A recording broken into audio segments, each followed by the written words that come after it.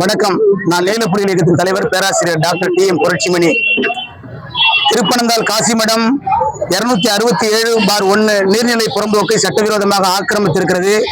அரசு வருவாய்த்துறை உடனடியாக தலையிட்டு அந்த நிலத்தை மீட்டு நிலமற்ற மக்களிடம் வழங்க வேண்டும். குத்தகை பாக்கி என்ற பெயரில் லட்சக்கணக்கான ரூபாயை விவசாயிகளுக்கு அது நீதிமன்றம் மூலம் அனுப்புகிறது. உடனடியாக நிலுவைத் தொகை அத்தனையும் அரசு தள்ளுபடி செய்ய வேண்டும். விவசாயிகளை கொடுமைப்படுத்தக்கூடாது. கோயில் நிலத்திலும் மடத்து நிலத்திலும் தலைமுறையாக குடிமக்கள் குடியிருக்கிறார்கள். அனைவருக்கும் தேர்தலுக்கு உள்ளேயே போர்க்கால அடிப்படையில் உடனடியாக பட்டா வழங்க வேண்டும்.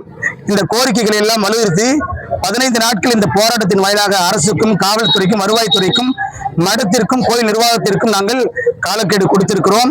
உடனடியாக இந்த பிரச்சனையில் ஒரு சுமூக பேச்சுவார்த்தை நடத்தி இந்த பிரச்சனையை தீர்க்க வேண்டும். இல்லை என்று சொன்னால் 15 நாட்கள் கழித்து எங்கள் போராட்ட குழுவின் சார்பாக தொடர் உண்ணாவிரத போராட்டத்தை நாங்கள் தீர்வு எடுக்குமாறு நாங்கள் முன்னெடுப்போம் என்று கூறிக்கொள்கிறேன்.